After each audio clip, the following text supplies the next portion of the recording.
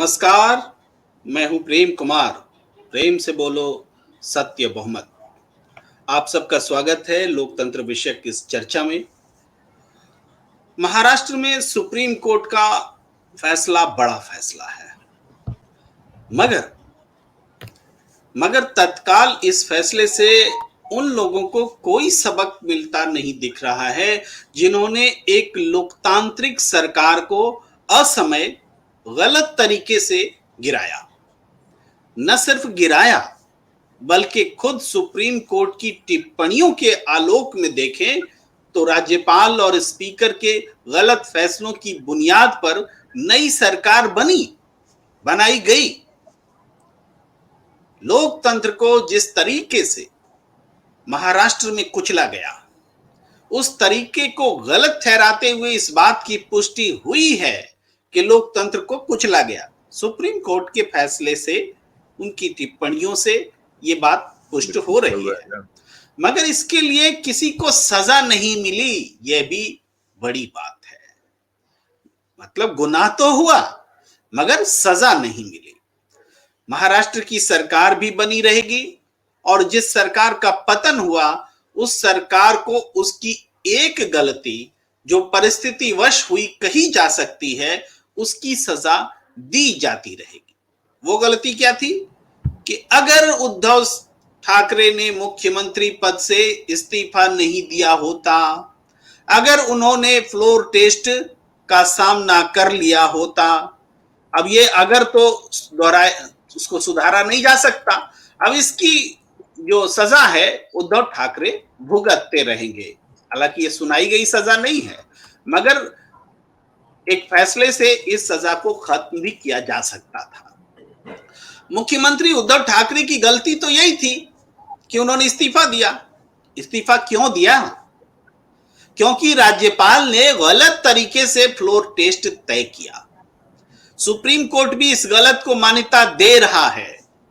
फिर इस्तीफे का आधार उद्धव सरकार को बहाल करने के लिए तय करना भी फौरी तौर पर सटीक नहीं लगता। अगर यह गलत फ्लोर टेस्ट नहीं होता तो क्या उद्धव ठाकरे सरकार को इस्तीफा देने की जरूरत पड़ती?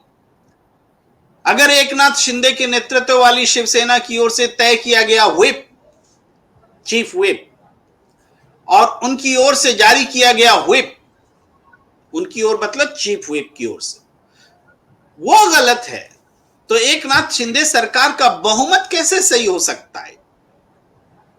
चीफ व्हिप गलत है, चीफ व्हिप का जो व्हिप जारी किया वो गलत है, तो उन आधारों पर विधायकों के मत से चुनी गई सरकार कैसे सही हो गई? जब बहुमत ही गलत है तो सरकार कैसे वैध हुई? सुप्रीम कोर्ट इस पर मौन रह गया। क्यों मौन रह गया? बड़ा सवाल है। सुप्रीम कोर्ट ने कहा कि फ्लोर टेस्ट का आधार ही गलत था। इसका मतलब यह हुआ कि उद्धव सरकार के प्रति अविश्वास या उद्धव सरकार के अल्पमत में जाने को लेकर ऐसा कोई तथ्य सामने नहीं था जिस आधार पर राज्यपाल ने फ्लोर टेस्ट तय किया। महाराष्ट्र में शिंदे सरकार को इस्तीफा नहीं देना पड़ेगा, ये आज के फैसले का मूल तत्व है। यह बात शिंदे फडणवीस सरकार के लिए राहत भरी खबर है। उद्धव ठाकरे ने अगर फ्लोर टेस्ट दिया होता तो उनकी सरकार बहाल हो सकती थी। सुप्रीम कोर्ट के वक्तव्य से उद्धव खुद को कोस रहे होंगे। तत्कालीन राज्यपाल भगत सिंह कोश्यारी ने फ्लोर टेस्ट का निर्णय गलत किया। राज्यपाल ने उद्धव सरकार के अल्पमत में आने की बात जो महसूस की, उसका कोई आधार नहीं था। ये सारी बातें सुप्रीम कोर्ट ने कही है। चीफ व्हिप की नियुक्ति गलत हुई, और सबसे बड़ी बात की जो इन 16 सदस्यों को अयोग्य ठहराए जाने का की याचिका पेंडिंग थी, उस पर सुप्रीम कोर्ट ने क्या कहा? सुप्रीम कोर्ट ने कहा हम निर्णय नहीं ले सकते। क्यों निर्णय क्यों नहीं ले सकते? क्योंकि स्पीकर का ये अख्तियार होता है और अधिकार होता है, और स्पीकर के इस अधिकार को लेकर के बड़ी बेंच में मामला पेंडिंग है। यानी जिन 16 सदस्यों को अयोग्य ठहराया जाना था, उसको सुप्रीम कोर्ट अयोग्य मानते हुए भी अयोग्य ठहरा नहीं सका। इसी बेबसी पर, लोकतंत्र को कुचले जाने पर और लगातार निर्बाध तरीके से यह प्रक्रिया जारी रहने पर आज हम ये डिबेट, ये चर्चा करने जा रहे हैं। हमारे साथ जो पैनलिस्ट जुड़ रहे हैं, विद्वान पैनलिस्ट हैं, आपको हम रूबरू कराते हैं। हमारे साथ जुड़ रही हैं वकील एडवोकेट सुमन अर्पण आहूजा, क्षमा कीजिए। आपका बहुत बहुत स्वागत है। आप सामाजिक कार्यकर्ता हैं, आप वकील हैं, आप टीवी पैनलिस्ट हैं, विभिन्न चैनलों पर आती हैं, अपनी राय रखती हैं। हमारे साथ जुड़े हैं सीनियर जर्नलिस्ट और देहरादून से हैं, उसी शहर से जहां से कि हम राज्यपाल भगत सिंह कोश्यारी जी को याद कर रहे हैं, उनके फैसले को याद कर रहे हैं, उसी स्टेट से हैं। आपका बहुत बहुत स्वागत है। हमारे साथ सत्यदेव चौधरी जी हैं, नियमित रूप से हमारी साथ चर्चा में शामिल रहते हैं। आपके बहुमूल्य शब्द लोगों को प्रेरणा देते हैं। आपका बहुत बहुत स्वागत। मैं आज बात वकील साहिबा आपसे शुरू करना चाहता हूं। तथ्य ये है, हमने विस्तार से प्रेम जी मैं आपको क्षमा चाहूंगी डिस्टर्ब करने के लिए। आपकी आवाज क्रैक होकर आ रही है मुझ तक, आपकी आवाज मुझ तक सुचारू रूप से नहीं पहुंच पा रही। बाकी पैनलिस्ट को आवाज आ रही है मेरी सही? जी, अंगूठा दिखा दे जी, आ रही है। तो सुपर्णा जी, मैं कोशिश करता हूं कि मेरी आवाज, मैं छोटा प्रश्न रखता हूं, आप उत्तर दें, आपकी आवाज सही आ रही है जी। आप सीधे तौर पर इस बात को बताएं कि सुप्रीम कोर्ट ने फैसला तो कर दिया, गलत हुई ये मान लिया, लेकिन जिसने गलत किया उसको कोई सजा नहीं मिली, जिस गलत का खामियाजा जिसने भुगता उसको कोई राहत नहीं मिली। इस फैसले का मतलब क्या है? ये सवाल प्रेम जी मुझसे है या किसी और से? जी आप ही से है सुमन जी, आप ही से। जी देखिए, जो आप सुप्रीम कोर्ट की जजमेंट की आज आप बात कर रहे हैं, देखिए सुप्रीम कोर्ट अपना फैसला संविधान के हिसाब से करती है और संविधान का सबसे पहला प्रोटोकॉल यही है कि किसी भी राज्यपाल को, किसी भी स्टेट के राज्यपाल को या किसी भी देश के राज्यपाल को किसी पार्टी के निजी उसमें हस्तक्षेप करने की इजाजत नहीं होती। राज्यपाल का सिर्फ ये अधिकार होता है कि वो अविश्वास बात को या विश्वास बहुमत को साबित करने के लिए सिर्फ एक निमंत्रण दे सकते हैं। सुप्रीम कोर्ट ने अपने आज के फैसले में ये भी कहा कि इस तरह से एकनाथ शिंदे को जिस तरह से उन्होंने 2/3 बहुमत पास कर लिया है, उससे पहले उद्धव ठाकरे को अपना इस्तीफा नहीं। उद्धव ठाकरे के इस्तीफे का शायद कहीं ना कहीं ये अर्थ निकलता है कि वो इस बात को समझ चुके थे कि पार्टी का 2/3 बहुमत एकनाथ शिंदे की तरफ है और इसीलिए वो चुपचाप, या पार्टी आज उनके समर्थन में नहीं खड़ी थी, इसलिए उन्होंने चुपचाप इस्तीफा देना ज्यादा समझा। उन्होंने फ्लोर टेस्ट को क्लियर करना नहीं ठीक समझा। अगर वो फ्लोर टेस्ट पास कर जाते तो सुप्रीम कोर्ट का ये जो जजमेंट था, अगर एक Thackeray ji floor test clear करते तो शायद हम उन्हें उनकी सरकार को बचाने की कोशिश करते, लेकिन उससे पहले ही उन्होंने इस्तीफा दे दिया और एकनाथ शिंदे के मत में, एकनाथ शिंदे की 2/3 की सरकार उन्होंने बनाई, जो अपने आप में उनकी सरकार को, और दूसरी तरफ चुनाव आयोग ने जो पार्टी का चिन्ह है वो भी एकनाथ शिंदे को दिया। तो यहाँ पर बहुत सारे सवाल उठकर आते हैं कि चुनाव आयोग के ऊपर भी सवाल उठते हैं और सुप्रीम कोर्ट के ऊपर भी बहुत सारे सवाल उठते हैं। जी सुपर्णा जी, आपसे मैं प्राथमिक प्रतिक्रिया लेने के बाद अब हमारे साथ जुड़ गए हैं विजय कौशिक जी, जो कांग्रेस के नेता हैं और जाने माने टीवी का चेहरा है। मैं आप सबसे इजाजत लेते हुए भूपेश जी, सत्यदेव चौधरी जी, आपकी अनुमति से मैं चाहता हूं कि विजय कौशिक जी से सवाल करूं, जो कि महाविकास अघाड़ी, जो महाराष्ट्र की सरकार थी, जो सरकार गिरी, उसका एक कंस्टिट्यूएंट पार्टी उसकी कांग्रेस थी, उसके नेता हैं विजय कौशिक जी। तो मैं उनसे सवाल करना चाहता हूं। विजय कौशिक जी, मेरा सीधा सा सवाल है कि सुप्रीम कोर्ट ने फैसला दिया, महाराष्ट्र की सरकार गलत तरीके से गिराई गई, ये बात भी सुप्रीम कोर्ट कह रहा है, और यानी गुनाह हुआ है सुप्रीम कोर्ट कह रहा है, मगर गुनाह की सजा किसी को नहीं दी गई है, एक बात।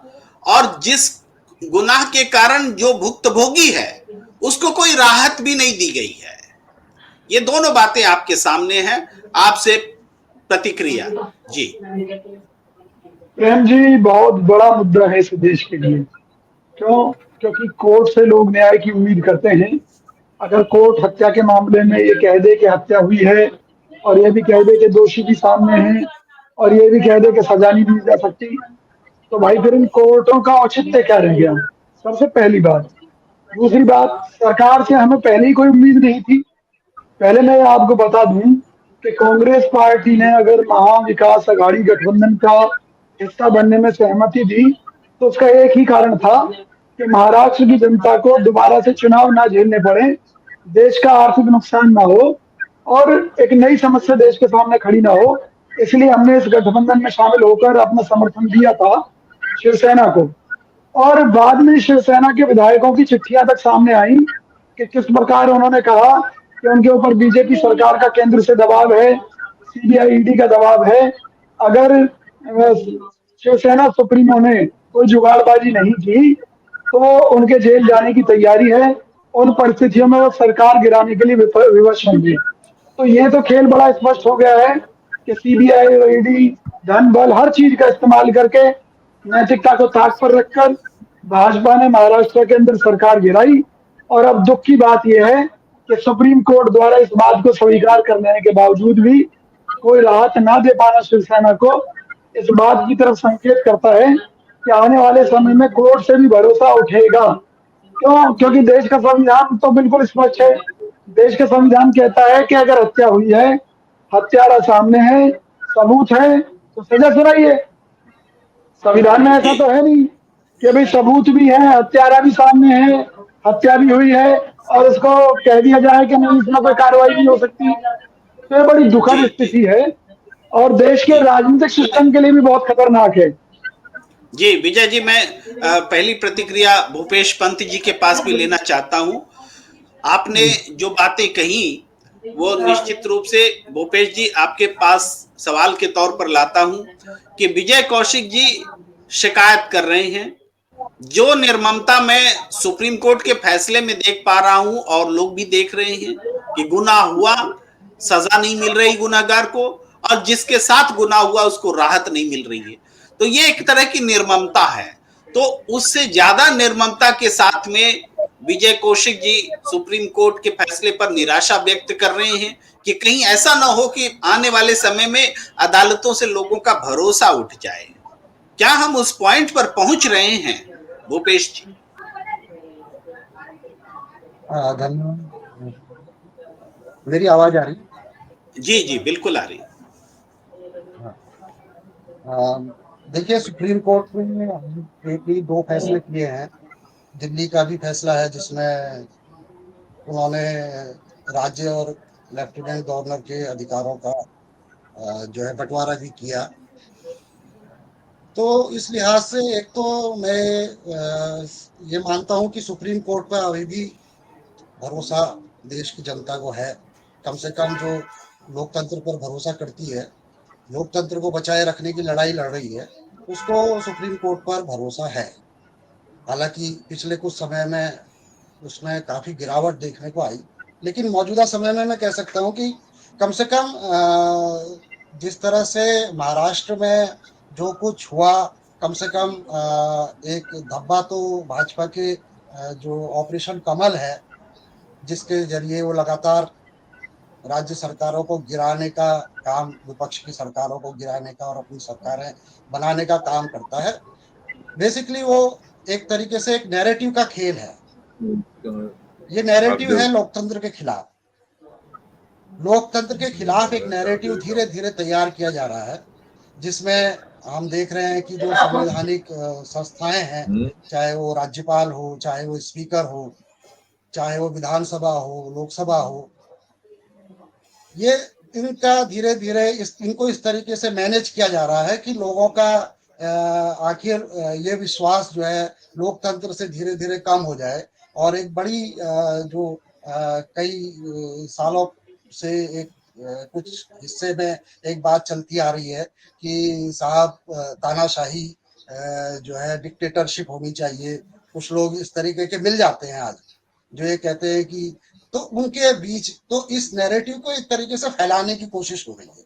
ऐसे में देखिए हमारे सामने केवल सुप्रीम कोर्ट ही इस समय बचता है, क्योंकि राजनीतिक पार्टियों को जाना तो चुनाव में ही है, और चुनाव में जाकर के जीत करके सरकार ही बनानी है, और सरकार बना करके फिर उसमें तोड़ फोड़ करके अगर जो दूसरी सरकार है, दूसरी पार्टी है, वो सरकार में आ जाती है, तो एक तरीके से लोगों को ये लगता है फिर कि हम वोट क्यों दे रहे हैं। तो ये जी बेसिकली एक लोकतंत्र के खिलाफ एक बड़ा नैरेटिव बनाने की कोशिश है, जिसके लिए हमको फिलहाल तो सुप्रीम कोर्ट पर भरोसा करना चाहिए, क्योंकि वो स्थिति खत्म होने के बाद फिर हमारे पास जी जी जी, आवाज आ रही है, आपकी आवाज आ रही है। हाँ, तो हमारे पास या जो भी राजनीतिक दल है उनके पास सड़क में आने के अलावा और क्या चारा बचेगा। जी जी, जी बड़ी बात कह रहे हैं, बड़ी बात कह रहे हैं भूपेश पंत जी। अब मैं आना चाहता हूं सत्यदेव चौधरी जी के पास कि भूपेश जी ने एक पत्रकार के रूप में स्थिति को रखा कि भरोसा तो हमको करना पड़ेगा, कहीं सुप्रीम कोर्ट पर अभी भी भरोसा है, कई फैसले आए हैं, और वकील साहिबा ने भी बात रखी कि सुप्रीम कोर्ट जो दायरा होता है उसके हिसाब से ही फैसले लेता है। और एक राजनीतिक नेता के रूप में विजय कौशिक जी ने भी बात रखी कि हम निराश हैं। ये जो तीनों चीज हैं, आप भी एक पार्टी को इस मकसद के साथ लेकर आए, आपकी पार्टी का नाम सत्य बहुमत पार्टी है, और आप इस मकसद के साथ लेकर आए थे कि ये विधायकों और सांसदों के को जो बहुमत देने का की जिम्मेदारी दे दी गई है, ये हमारे संविधान में कहीं लिखा नहीं है, कहते हैं। और बहुमत कैसे तय करें, ये भी कहीं स्पष्ट नहीं है। तो एक सांसद या विधायक तो सबसे ज्यादा वोट चुन करके, सबसे ज्यादा वोट जिसको मिलता है वो आ जाता है, बन जाता है, लेकिन सरकार बनाने में सबसे ज्यादा वोट ना होकर के इन सांसदों का वोट और बहुमत और मैजिक फिगर जैसी बातें आ जाती है। तो जाहिर बात है, जब गठबंधन की स्थितियां पैदा होंगी, एक पार्टी को बहुमत नहीं मिलेगा विधायकों के संदर्भ में, तब वो कहीं से विधायक जुटाएंगे, तो कभी महाअघाड़ी सरकार बनेगी, और कभी, अभी कौशिक जी भी कह रहे थे कि हमने सरकार देने के लिए कि अराजकता ना रहे, कोई सरकार बने, इसलिए हमने महाअघाड़ी गठबंधन बनाई, और ताकि जनता को फिर चुनाव में नहीं जाना पड़े। तो ऐसी व्यवस्था क्यों ना हो सत्यदेव चौधरी जी के इस विधायकों की खरीद फरोख्त का कोई संकट ही ना आए, वक्त ही ना आए, जो आप कहते हैं उसको थोड़ा स्पष्ट करिए। जी जी, धन्यवाद प्रेम जी। देखिए, मेरा भी सुप्रीम कोर्ट के अंदर विश्वास है। मैं मानता हूं कि सुप्रीम कोर्ट अभी तक भी इसके अंदर हमें विश्वास रखना चाहिए, लेकिन जिस न्याय प्रक्रिया के अंदर सुप्रीम कोर्ट या कोई भी अन्य कोर्ट न्याय देने में देर करे या न्याय स्पष्ट ना हो, अब हमें यही समझ में नहीं आ रहा कि गलती कौन कर रहा है। जैसे गवर्नर हैं, स्पीकर हैं, चुनाव आयोग हैं, बीजेपी है, कांग्रेस है, या शिवसेना शिंदे ग्रुप है, शिवसेना उद्धव ठाकरे है, ये कहाँ गलती कौन कर रहा है, हमें तो ये समझ में ही नहीं आ रहा। मैं तो एक जी जी, आवाज आपकी चली गई है चौधरी साहब। हाँ जी जी, हाँ, बोलिए बोलिए। लेकिन जी लेकिन मुझे ये जरूर समझ में आया कि इस न्याय के अंदर इतना भ्रमित है, इतना भ्रम है, सबने गलती करी, किसी ने भी गलती नहीं करी, और दोबारा हम चुनाव भी नहीं करवाना चाहते। तो हम दोबारा चुनाव क्यों नहीं करवाना चाहते? ऐसा कौन सा धन बर्बाद हो जाएगा देश का? अरे थोड़ा सा पैसा खर्च होने के बाद जी, आता अगर हूँ हम विजय कौशिक जी, आता हूँ। अगर अगर जी हमारे को एक निष्पक्ष, एक क्लियर कट, स्पष्ट हमारे को बहुमत मिलता, जिससे ना भ्रम होता, ना इतनी ज़्यादा समय बर्बाद होता, और लोगों को एक न्यायप्रिय लोकप्रिय व्यवस्था मिलती, वो अच्छा था। या थोड़े से पैसा बचाने के चक्कर में हमने इतना समय बर्बाद कर दिया। समय का भी तो कोई मूल्य होता है ना। और देखिए ये जी सारे का सारा झगड़ा प्रेम जी है बहुमत का ही। थोड़े से लोग इधर से उठ के उधर चले जाओ, उधर से उठ के उधर भाग जाओ और बहुमत बदल गया। तो जो मतदाता है, मतदाता तो इसका मतलब बिल्कुल निष्क्रिय और नगण्य हो गए इस राजनीतिक व्यवस्था के अंदर, इस चुनावी व्यवस्था के अंदर। मतदाताओं जी जी का महत्व आपकी भाव है ही क्या? जी आपकी बात को थोड़ा सा कंक्लूड करते हुए विजय कौशिक जी कुछ कहना चाहते हैं, उनके पास आता हूं कि जी आप कह रहे हैं कि मतदाताओं का की तो अहमियत ही कम हो जाती है, कुछ विधायक इधर से उधर हो जाते हैं, बहुमत बदल जाता है। जनादेश तो कुछ होगा, जनता का जनादेश तो कुछ होता है भाई। सबसे ज्यादा जिसको वोट मिलते हैं उसकी कोई अहमियत नहीं रह जाती है। कुछ विधायकों को इधर से उधर कीजिए, सरकार बदल लीजिए। जी विजय कौशिक जी आप कुछ बोल रहे हैं। प्रेम जी देखिए, मुद्दा ये है कि अभी भाई साहब ने कहा कि भाई दोबारा चुनाव हो जाने दीजिए, देते क्या दिक्कत थी। अगर मान लीजिए दोबारा चुनाव में भी इसी तरीके से जनादेश आता तब क्या करते आप? तीसरी बार पिछली बार कराते, तीसरी बार में भी यही स्थिति रहती, तब क्या बहुमत कराते? मुद्दा करोगे ये जब नहीं तक। है। जी मुद्दा चौधरी ये साहब है, आता हूं आपके पास, आप जवाब देंगे ठीक जी। है, क्षमा करें। मुद्दा ये है कि भाई मान लीजिए कि भाई गठबंधन के तौर पर अगर हमने किसी सरकार को खड़ा किया तो उस पार्टी ने भी तो जनता से कुछ वादे किए थे और कांग्रेस ने भी कुछ वादे किए थे। अगर सरकार बनकर कुछ वादे पूरे होते हैं जनता के, तो जनता को भी तो ये तय करने का एक अधिकार मिलता है कि भाई शिवसेना ने ये वादे किए थे, पूरे किए या नहीं किए। कांग्रेस ने ये वादे किए थे, पूरे किए या नहीं किए। किसी को तो काम करने का मौका मिला ना। देखिए और आप कहते हैं कौशिक कि जी, क्या पैसा खर्च होता है। तो बड़े पैमाने पर कौशिक खर्चा जी, होता है चुनाव में। विजय कौशिक जी देखिए, आप जो दोनों बातें कह रहे हैं, मैं तीसरा व्यक्ति दोनों में फर्क बता रहा हूं। सत्यदेव चौधरी जी ये कह रहे हैं कि सुप्रीम कोर्ट ने जब ये देख लिया कि एक सरकार जी गलत तरीके से गिराई गई और एक सरकार गलत तरीके से बनाई गई, तो इसके प्रेम जी, मैं बावजूद गलत इस समझ गया था। हाँ जी जी मैं मैं उसी गलत चीज समझ को गया क्लियर था। कर रहा हूँ, उसी चीज को मैंने मैं क्लियर मैंने कर रहा ये हूँ। जी जी मैंने ये हाँ समझा कि इन्होंने ये कहा है कि महाराष्ट्र में महागाड़ी विकास गठबंधन की सरकार बनाने के लिए कांग्रेस ने समर्थन क्यों दिया। मैं ये समझ जी गया था, इसके लिए जी मैं माफी चाहता हूँ। जी ये जी हालांकि ये सवाल बड़े परिप्रेक्ष्य में उठता है, लेकिन फिलहाल वो यही बात कह रहे थे। बड़े परिप्रेक्ष्य में सुमन जी के पास नहीं आता हूँ। प्रेम जी, मैं अ, उनकी बात से जी सहमत हूँ। मैं इनकी जी जी बात से इसलिए सहमत हूँ कि भाई कानून के लिए तो सब बराबर हैं। एक बार चुनाव हो, 4 बार चुनाव हो, अगर देश के संविधान को आग लगाकर उसे ताक पर रखकर कोई काम किया जाएगा और सुप्रीम जी कोर्ट उसमें अपने आदेश अच्छे से नहीं देगा, तो फिर संविधान की रक्षा जी कैसे जी होगी? जी बिल्कुल आप सही कह रहे हैं। चुनाव में अगर खर्च भी होता है तो अर्थव्यवस्था को गति मिलती है, मनी का फ्लो बढ़ता है, जीडीपी बढ़ती है, ये सब भी पॉजिटिव फैक्टर भी होते हैं नहीं चुनाव में नहीं, खर्च। मुद्दा ये नहीं है। काला मुद्दा धन, ये है कि किराए के बिल्कुल अगेंस्ट बिल्कुल फैसला। हाँ जी जी हम लोग आपस में डिबेट नहीं कर रहे हैं, एक बात रख रहे हैं, चर्चा। आप भी अपना व्यू रख रहे हैं, उस पर हमारे भी मन में जो विचार आ रहे हैं हम रख रहे हैं। क्यों? ताकि हमारे दर्शक अवेयर हो और ईमानदारी से हम बात करें। मैं सुमन जी के पास आता हूं। मैं आऊंगा सत्यदेव चौधरी जी।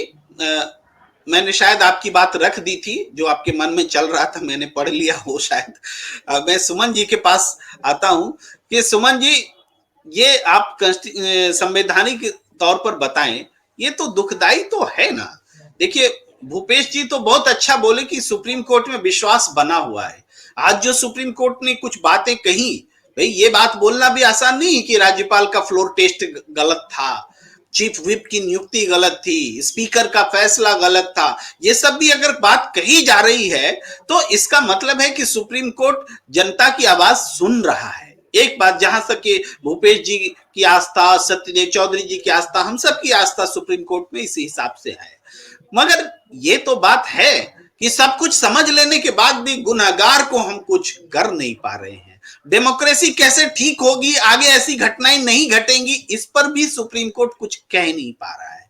जी एक मिनट में अनम्यूट कर दूं आपको। जी जी देखिए प्रेम जी, जो हमारे संविधान की 10वीं अनुसूची है, एंटी डिफेक्शन लॉ, जिसमें इसके बारे में वर्णन किया गया है, तो उसमें किसी भी राज्य या केंद्र में सरकार बनाने के लिए 2/3 मत अनिवार्य है। ठीक है।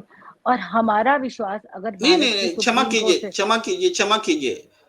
सरकार बनाने के लिए सिर्फ आधे से एक वोट ज्यादा की जरूरत होती है। जी वो मैं मानती हूँ, जी जी आधे से ज्यादा जी। बिल्कुल आपकी बात सही है कि जितने भी संविधान हमारे में आधे से संशोधन के लिए 2/3 बहुमत की आवश्यकता होती है। जी बस बिल्कुल। बिल्कुल जी जी ठीक है। तो वो कहीं ना कहीं यहाँ पर पिछले आपने ये देखा होगा महाराष्ट्र सरकार जब से आई है, हम शुरुआती दौर से ही देख ले तो वो शुरू से ही कंट्रोवर्सी में चलती रही। कभी वो बीजेपी के साथ सरकार बनाने के लिए तैयार थी तो कभी कांग्रेस के साथ। कहीं ना कहीं भारतीय जनता पार्टी का टारगेट शुरू से ही, आज से नहीं, जब इस सरकार का चुनाव हुआ तब से ही भारतीय जनता पार्टी का एक मकसद था कि किसी भी तरह से शिंदे सरकार, किसी भी तरह से उद्धव ठाकरे सरकार को गिराया जाए, क्योंकि वो कांग्रेस के साथ गठबंधन में आई थी। तो वो अपनी तरह तरह की स्ट्रेटेजीज बना रही थी और उसी के ऊपर इम्प्लीमेंट्स कर रही थी। और फाइनली जब उन्होंने इस पर टारगेट किया कि इन्होंने एक नया व्हिप बनाया और उसको, उस व्हिप को भी दो लोगों की, शिंदे सरकार का व्हिप अलग था, ठाकरे सरकार का व्हिप अलग था। और फाइनली जब व्हिप बनाया गया तो वो भरत गोगावर को बनाया गया। और वो एक बड़ा बड़ा टारगेट हुआ जिससे सुप्रीम कोर्ट ने आज फटकार भी लगाई कि इसे चीफ व्हिप बनाना भी गलत था। तो बहुत सारी गलतियां हुई हैं, सुप्रीम कोर्ट ने अपनी गलतियों को स्वीकार भी किया है, लेकिन उन गलतियों को स्वीकार करने के बाद भी उस पर कोई भी एक्शन नहीं हुआ। उस पर प्रतिक्रिया जी तो जी हुई है लेकिन उस पर कार्रवाई नहीं हुई है। चीजें जी ज्यों जी। की त्यों ही रही मैं है, अपने चीजें ज्यों की अपने त्यों। दर्शकों की सुविधा के लिए, चूंकि आप फ्लो में बोल रही हैं तो एक आध शब्द गलत निकल जा रहे हैं, उनको दर्शकों की सुविधा के लिए, कि सुप्रीम कोर्ट ने अपनी गलती नहीं मानी, दूसरों की गलती को दिखाया, ये आप शायद कहना चाह रही हैं। और मुंह से शब्दों का हेर फेर हुआ, उसको मैं ठीक कर रहा हूं अपने दर्शकों के लिए। और इसी तरीके से सरकार ने, उद्धव सरकार ने या एकनाथ शिंदे ने व्हिप, सरकार ने व्हिप नहीं जारी की, ये पार्टी ने व्हिप जारी की थी, एकनाथ शिंदे गुट ने जारी की थी। और उद्धव की शिवसेना ने व्हिप चीफ व्हिप बनाया था। क्षमा कीजिए, मेरे भी मुंह से गलत निकल पार्टी रहा से है, ही, ऐसा हो हाँ, जाता व्हिप है। हमेशा जी पार्टी जी ही जारी जी करती है सर। जी बिल्कुल सॉरी, हो बिल्कुल सकता है बिल्कुल। मेरे मुंह से भी गलत हाँ निकल हाँ। जाओ। अब बस क्योंकि दर्शकों के हाँ लिए हाँ मैं जी कह हाँ, रहा था। जी हाँ, जी। व्हिप मैं अब हमेशा पार्टी ही जाए। बिल्कुल बिल्कुल सही कह रही हूँ। मैं अब भूपेश जी के पास आता हूँ। भूपेश जी, ये जो डेमोक्रेटिक सिस्टम हम देख रहे हैं उसको तहस नहस होते हुए अपनी आंखों के सामने देख रहे हैं। और तहस नहस करने आम जनता नहीं आ रही है, मतदाता नहीं आ रहे हैं। तहस नहस तो वही लोग कर रहे हैं जो डेमोक्रेसी को बचाए रखने के लिए जिम्मेदार हैं। और ये बात सुप्रीम कोर्ट की टिप्पणियां हैं तब हम कह पा रहे हैं, अन्यथा हमें कहा जाता है इसके समर्थक उसके विरोधी। ये सुप्रीम कोर्ट के बोलने का महत्व है कि हम ये कह पा रहे हैं कि ये घटना गलत हुई। जी भूपेश जी। हाँ, ये सुप्रीम कोर्ट के फैसले पर मैं एक बात कहना चाहता हूँ कि जी हम एक फिल्म थी, एक रुका हुआ फैसला, आप सबको याद होगा अगर आपने देखी हो, टेलीफिल्म थी, बड़ी अच्छी। तो एक तरीके से सुप्रीम कोर्ट ने एक फैसला ऐसा दे दिया है जिसको आप अपने अपने मन से पढ़ सकते हैं, अपने अपने हिसाब से पढ़ सकते हैं, और उस पर अभी बहस होनी बाकी है। असली फैसला अभी आना है, असली फैसला आना है, बशर्ते हम इन चीजों को, जिनको सुप्रीम कोर्ट ने कहा है, राज्यपाल भगत सिंह कोश्यारी के जो उन्होंने जिस तरीके से फ्लोर टेस्ट का आदेश दिया गलत था, और स्पीकर ने जिस तरीके से काम किया वो गलत था। सुप्रीम कोर्ट ने तो एक गेंद उछाल दी है, नैतिक रूप से उछाली है। फैसला अभी स्पष्ट नहीं है, वाकई में स्पष्ट नहीं है। लेकिन जैसे इस पर जोड़ू कि जैसे जयशंकर प्रसाद जो है अपने नाटक में अंत जो है वो छोड़ दिया करते थे, इस तरह से उसको लिखते थे कि अंत जो है वो जब जो पाठक है वो अपने अपने हिसाब से चुन ले। तो ऐसा एक फैसला में मुझे लगता है कि आया है, और उसका आप ये देख सकते हैं कि शिंदे और जो ईडी की सरकार है महाराष्ट्र की, उसने भी उसको अपने तरीके से पढ़ने की कोशिश की है। और उससे साफ ये लगता है कि भारतीय जनता पार्टी को ना तो नैतिकता से मतलब है, ना शुचिता से मतलब है। उनका जो चाल चरित्र और चेहरा कभी हुआ करता था, जो कहते थे, जिसका दावा करते थे, वो अब पूरी तरह से सामने है कि ऑपरेशन कमल जो है वो अगर आप कमल को छोड़ लेकिन दीजिए तो ये बेसिकली लेकिन ऑपरेशन भूपेश हो जी, रहा हम है थोड़ा लोकतंत्र का। थोड़ा सा काउंटर व्यू भी दे देते हैं।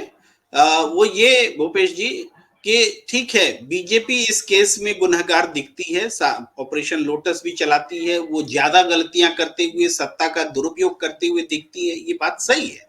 लेकिन अब बिहार की नीतीश कुमार सरकार को देख लीजिए, मुख्यमंत्री नीतीश जी को देख लीजिए, तो वो कभी महागठबंधन में, कभी एनडीए में, और सब लोग उनको स्वीकार करने के लिए भी तैयार रहते हैं।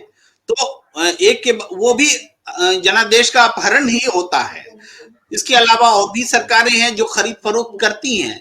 कोई पार्टी तो ऐसी नहीं है ना जिसने की बहुमत के लिए, वो भी विधायकों या सांसदों का बहुमत जुटाने के लिए गलत नहीं करती हो, जिसने गलत नहीं किया हो। जी भूपेश जी। नहीं, आपका कहना सही है। सभी राजनीतिक पार्टियां कमोवेश इस मामले में एक जैसी होती हैं, लेकिन जहाँ तक मौजूदा सरकार की बात है वो कई कदम आगे बढ़ चुकी है इन चीजों में।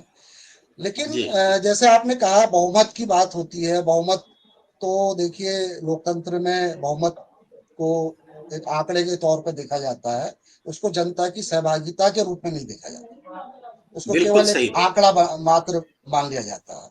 तो जी इसलिए दूसरी चीज यह है कि इस धीरे धीरे हमने जो है, जो हमारे मतदाता हैं, जो हमारे वोटर हैं, उनको ज्यादा जागरूक बनाने के लिए हमने वो काम जो है केवल चुनाव आयोग पर छोड़ दिया है, जिसकी खुद जागरूकता सवालों के घेरे में है। तो सवाल जी यह है जी कि हमने एक तरीके से लोकतंत्र का पर्व बना दिया है कि हम एक दिन दिवाली मनाते हैं, एक दिन ईद मनाते हैं, वैसे ही एक दिन जाकर के वोट दे करके घर आ जाते हैं, और 5 साल तक हमें इस बात से कोई मतलब नहीं होता कि सरकार हमारे लिए क्या कर रही है, या सरकार या हमारे प्रतिनिधि कोई भी हो, चाहे विपक्ष में हो, वो किस तरह से काम करते हैं हमारे हितों के लिए, उस जनता के हित के लिए जो अपना वोट दे करके उनको उस जगह अपने प्रतिनिधि के तौर पर भेजती है। जी उसके बाद आप देखिए कि चुनाव तक जो स्थिति रहती है, जो जीतने के बाद वो स्थिति एकदम ऐसा लगता है कि जनता और प्रतिनिधि के बीच में कोई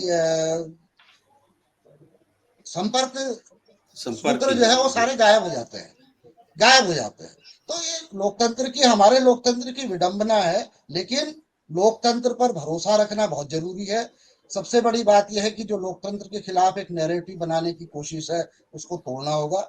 और मुझे लगता है कि जनता को जागरूक करने के अलावा, चुनाव सुधार के अलावा, या जैसे बहुमत को लेकर के जो बात चौधरी जी ने उठाई है, उन सवालों जी को लेते हुए बहुत व्यापक तरीके से बहस की जरूरत है कि आखिर लोकतंत्र में से लोक गायब हो गया है और तंत्र ही तंत्र नजर आ रहा है।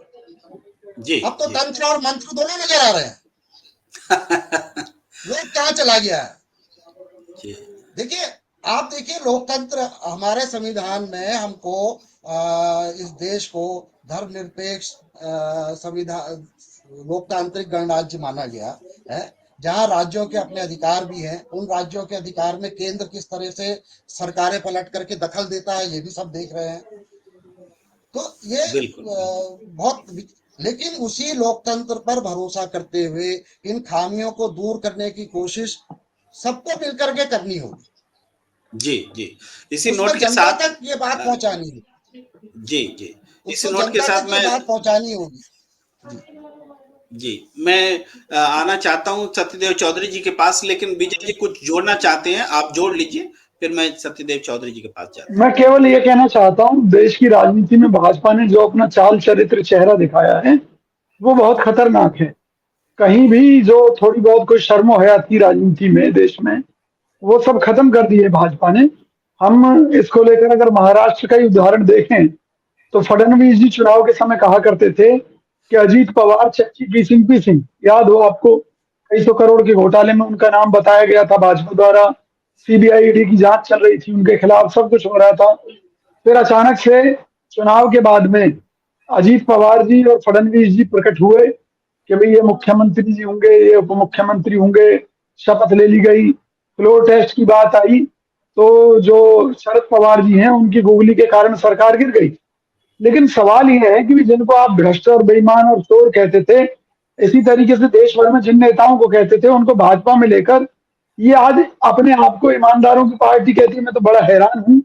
तो निश्चित तौर पर जो कुछ हुआ है महाराष्ट्र के अंदर वो लोकतंत्र की हत्या है और इसका श्रेय बीजेपी को है कि उसने नई परंपराओं को जन्म दिया है। सीबीआई ईडी के गलत इस्तेमाल से कई राज्यों में सरकारें गिराई और बनाई हैं और खरीद फरोख्त का जो खेल कई स्टेटों में खेला गया है, निश्चित तौर पर देश के लिए खतरनाक है और आने वाले समय में देश को इसका परिणाम भोगना होगा।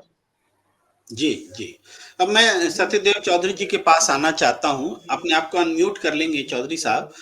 भूपेश पंत जी ने एक दो बहुत महत्वपूर्ण बात कही कि लोकतंत्र जो है लोकतंत्र में बहुमत जो है आंकड़े भर होकर रह गए हैं, जनता के साथ जुड़ाव नहीं है इस बहुमत का।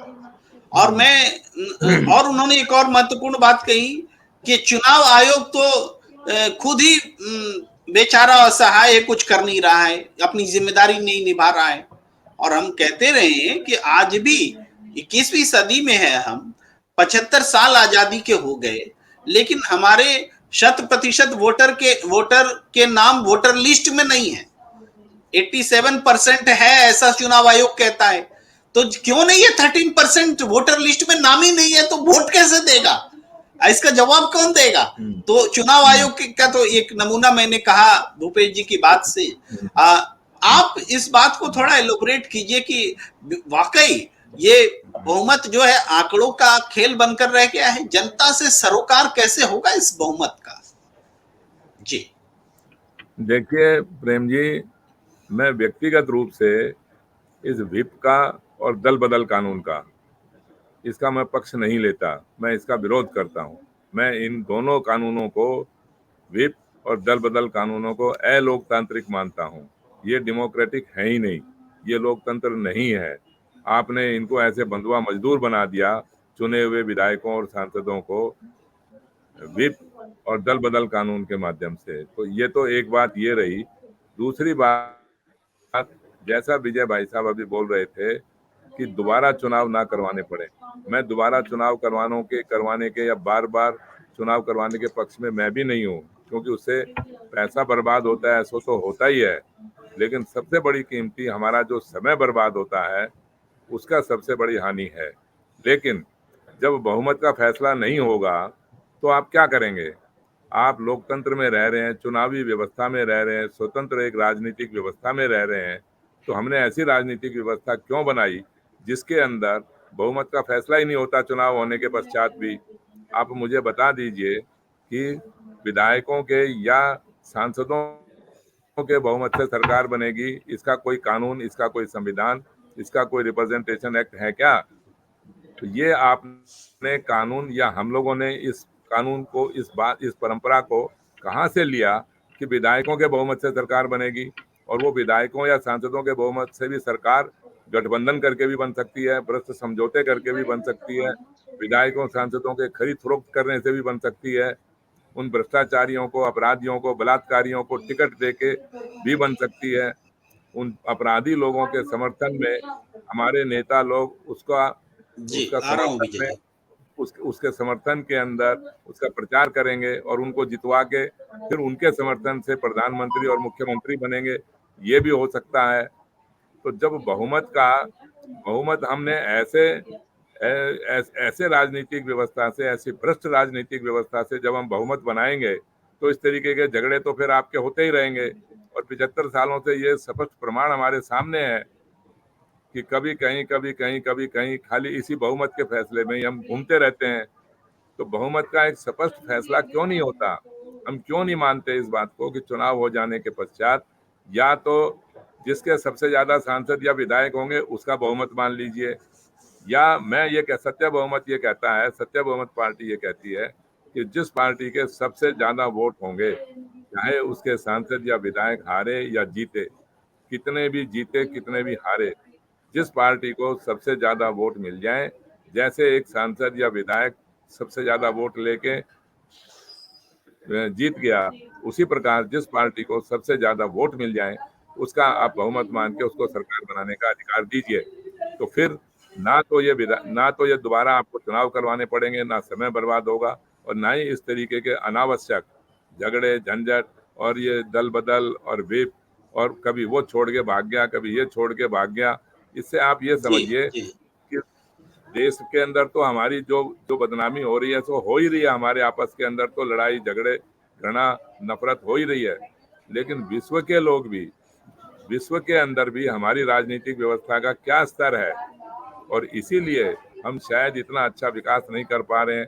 इसीलिए हमारी अंतरराष्ट्रीय मार्केट के अंदर भी हमारी कोई ऐसी साख नहीं है जिसकी वजह से जी हम कोई अच्छा काम करके दिखा पाए। हमारी जी चौधरी साहब, जी जी जी जी चौधरी साहब, मुझे लगता है आपकी बात पूरी हुई।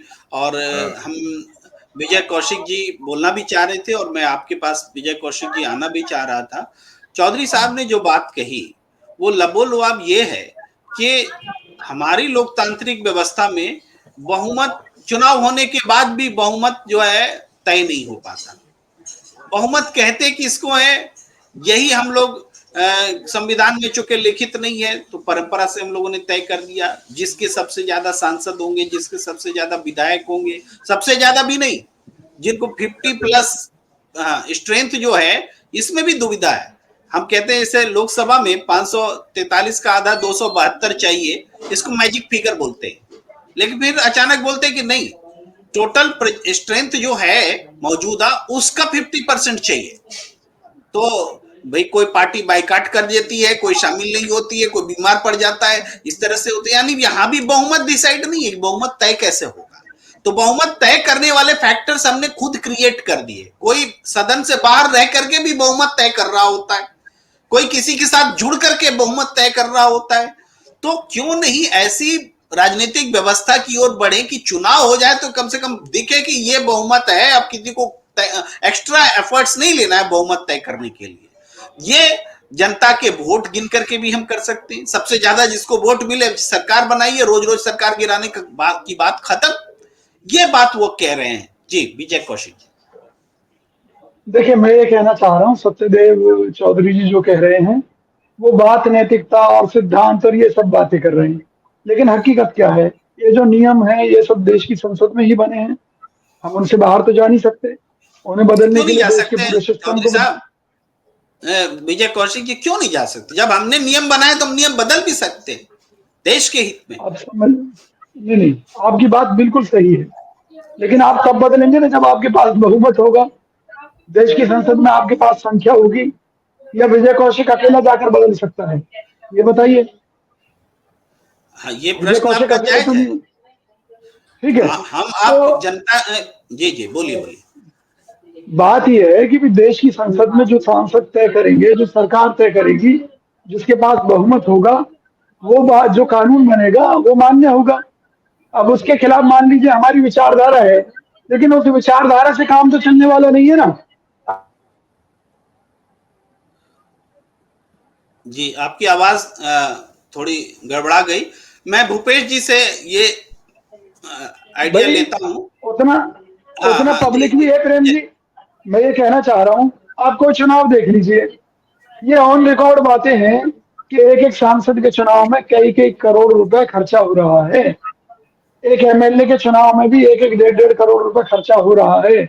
अब ये बताइए कि जिसमें आदमी की तनख्वाह तो कुछ है नहीं, कमाई कुछ है नहीं, ईमानदारी से देखा जाए तो एक समाज सेवा का जो जीवन है सांसद का, एमएलए का, वो करोड़ों खर्च कर रहे हैं, तो फिर वो बाद में डकैती तो डालेंगे। अच्छा, पब्लिक को चुनाव में शराब चाहिए, पैसा चाहिए, जात बिरादरी चाहिए, कभी पब्लिक कहती है कि नहीं हम उस व्यक्ति को चुनेंगे जिसके अंदर क्षमता है, चाहे वो चौधरी जी जैसे लोग हों जो ईमानदारी और सुचिता की बात करते हैं राजनीति में। इन जैसे लोगों को कितना मौका मिलता है राजनीति में जनता द्वारा? नहीं मिलता, क्योंकि जब चुनाव लड़ने जाएंगे इनको जनता द्वारा इसलिए नकार दिया जाएगा, अरे भाई इनकी जाति की वोट नहीं है यहाँ पर, इनकी तो जाति है, ये पैसा खर्च नहीं कर रहे, ये दारू नहीं बांट रहे, ये फलाना नहीं कर रहे, ये फला पार्टी की टिकट क्यों नहीं लेकर आ रहे। आज अगर बीजेपी का हम चुनाव देखें तो एक गली का भी अगर चुनाव भाजपा लड़ रही है तो वो भी मोदी के नाम पर लड़ा जा रहा है। अरे भाई, मोदी जी की जहां बात है वहां मोदी जी की बात करो। अगर गली की बात है तो जो चुनाव लड़ रहा है उसके कामों की बात करो, उसके विजन की बात करो। लेकिन नहीं, क्यों? क्योंकि काम तो है नहीं ना भैया, तो हिंदू मुस्लिम के नाम पर वोट मांगा जा रहा है। या मोदी जी के नाम पर वोट मांगा जा रहा है। तो जी बात यह है कि अब इस देश में आमूल चूल परिवर्तन की जरूरत है, वो यही करेगी यही जनता ही। बात यही बात जनता ही करेगी। आमूल चूल परिवर्तन की जरूरत है। ये बात जो है आपने कही है, ये बात हम में से लगभग सारे लोग कह रहे हैं। चौधरी जी भी यही कह रहे जी, हैं। और भूपेश बिल्कुल सही भूपेश जी, बात है। आपके पास में आना चाहता हूं। थोड़ा सा व्यू पॉइंट ले लेता हूं चौधरी साहब के पास। जी थोड़ा संक्षेप में बोलेंगे देखिए, चौधरी मैं साहब जी। आपने अभी कहा कि सदन में ऐसे संविधान के कानूनों के तहत नियम बने हुए हैं। मुझे बता दीजिए कि बहुमत का नियम कहाँ है? कौन से संविधान के अंदर बहुमत का नियम बना देखिए, हुआ? मैं आपसे बहस नहीं करना चाहता, मतलब मैं भी बगैर बहस किसी नियम कानून के ही बहुमत का सवाल आ गया देश की संसद में क्या? बिल्कुल ऐसा ही है। आपको मैं बता ऐसा दूं, ही है 75 साल से ऐसा ही विजय चल रहा है। कौशिक जी, संविधान में वाकई नहीं लिखा हुआ है ऐसा ही बहुमत है। क्या है। बात संविधान की नहीं कर रहा, तो बात बहुमत ये बना थी कि सरकारों को लेकर जो नीति निर्धारण देश की संसद में हुए थे, उसमें चाहे बहुमत की बात हो, चाहे दूसरे मुद्दे हो, तय तो वहीं से हुए ना। भाई वो सब कहीं किसी जी पेपर में तो लिखा हुआ है ना कि ऐसा होगा तो ऐसा नहीं, होगा, लिखा हुआ है ना। स्पीकर ये तय करेगा। विजय कौशिक जी वही तो मांग रहे हैं चौधरी साहब आपसे। बताइए ना कि कहाँ लिखा हुआ है कि ऐसा होगा। आप जो भी बातें कर रहे हैं वो सरकार बन जाने के बाद की बात कर रहे हैं। सरकार कैसे बहुमत से बनी, इसका आप कोई वर्णन, कोई स्पष्टीकरण या कोई आपके पास में जानकारी हो चलिए तो मुझे। जी जी इस पर और भी हम लोग चर्चा करेंगे। ये बात हम लोग फ्लोट कर रहे हैं पब्लिक में। जो दर्शक सुन रहे हैं वो भी इस पे मेहनत कर सकते हैं, वो भी इसका उत्तर दे सकते हैं। मैं भूपेश जी आपके पास आखिरी कमेंट के लिए आना चाहता हूं। इस चर्चा का समापन करिए। नहीं, मेरी आवाज आ रही जी जी बिल्कुल।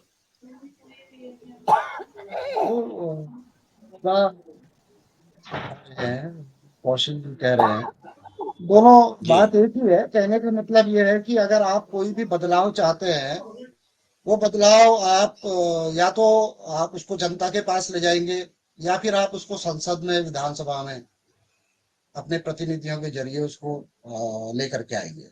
और अगर आप इस तरह की बहुमत को लेकर के अगर कोई स्पष्ट नहीं है, लेकिन एक परंपरा तो चली आ रही है, और लगभग 75-78 जितने साल हमको संविधान को स्वीकार किए हो गए हैं, और जब से सरकारें बननी शुरू हुई तब से चली आ रही है। तो उसको उस पर हमको कोई स्पष्ट चीज करने के लिए भी उसी बहुमत की आवश्यकता है।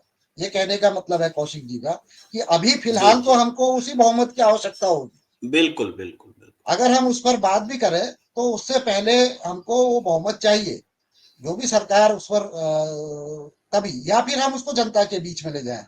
अब दिक्कत क्या है कि जैसे कौशिक जी ने कहा, मेरा तो अनुभव बहुत सालों से रहा है, क्योंकि मेरे पिता ने काफी चुनाव यहाँ लड़े उत्तराखंड में, और मैंने बहुत नजदीक से देखा चीजों को, कि आज की बात नहीं है ये बहुत, मतलब आप ये समझ लीजिए 30-40 साल, 50 साल से जो हम देखते आ रहे हैं, 40-45 साल से अच्छे लोगों की कद्र नहीं है।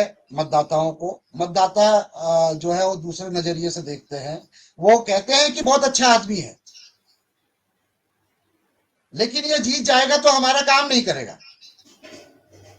क्योंकि ये अच्छा है। आप समझ रहे बात? तो इसलिए इतने कॉन्ट्राडिक्शन है हमारे इस लोकतांत्रिक प्रणाली में। मतदाताओं की जो सहभागिता है, उसके अलावा उनकी जो जागरूकता है, चुनाव सुधार का मामला है, जो अंधाधुंध पैसा खर्च किया जाता है, आज नहीं, जिस समय ये नहीं था तब भी, सालों पहले भी ये होता था। अब तो बहुत सारे कानून बन गए, उनका भी दुरुपयोग होता है। इलेक्शन कमीशन कोई ध्यान नहीं देता कि किस तरह से खर्च होता है, कॉरपोरेट किस तरीके से राजनीतिक दलों के साथ साठगांठ से सरकार चलाता है, उसका जो पैसा खर्च होता है वो किस तरह से वापस कई गुना करके उसको सौंपा जाता है। तो इस तरह से धीरे धीरे मकड़ जाल जो है, ये तंत्र का मकड़ जाल है, जिसने लोग को अपने से बाहर कर दिया है, फेंक दिया है। उस लोक को इस तंत्र के केंद्र में फिर से लाना पड़ेगा, फिर से स्थापित करना पड़ेगा, और जी उसके लिए दो तरफा कार्रवाई की जरूरत है। वो जनता के बीच में जाकर के भी होगी, और वो जो जनप्रतिनिधि हैं उनके उनके उनको जो वास्तविक लोकतंत्र है, जो उनकी मर्यादाएं हैं, उनको वो आईना दिखाकर ये काम दो तरफा तरीके से किया जाना चाहिए। ये मेरा मानना है। जी जी, बहुत सही बात आप कह रहे हैं भूपेश जी। चर्चा हुई, विभिन्न एंगल से यहाँ चर्चा हुई, और हम ये देख रहे हैं कि जरूरत तो है इसकी कि इस गलत परंपराओं को, अलोकतांत्रिक परंपराएं जो लोकतंत्र में घुस करके बैठी हुई हैं और जनता को लोकतंत्र के हक से वंचित कर रही हैं, इसको ठीक करने के लिए हमें सुधार तो करना है, सब लोग एग्री कर रहे हैं, लेकिन कैसे सुधार करना है इसको लेकर के एक सत्य बहुमत का आइडिया रख रहे हैं सत्यदेव चौधरी जी की जनता के या मतदाताओं के बहुमत से सरकार बने। तो वो करने के लिए भी इसी लोकतांत्रिक व्यवस्था में और लोगों की सहभागिता, सहयोग जरूरी होगा, इस बात की भी आवश्यकता बन रही है। ये काम मुश्किल जरूर है, लेकिन अवेयरनेस, एक दूसरे को जगाने समझाने का काम अगर हो तो कम से कम ये चेतना तो जगे कि लोकतंत्र को ठीक करना है। तो आज की चर्चा को इसी पॉइंट पर हम विराम देते हैं, फिर आगे भी अलग अलग विषयों पर हम जारी रखेंगे बातचीत। हमें दीजिए इजाजत। आप सबका बहुत बहुत आभार। भूपेश पंत जी, सत्यदेव चौधरी जी, विजय कौशिक जी और सुमन जी जो दोनों हमारे साथ जुड़े हुए थे, और आप सभी दर्शकों का भी बहुत बहुत आभार जो नियमित रूप से हमारे साथ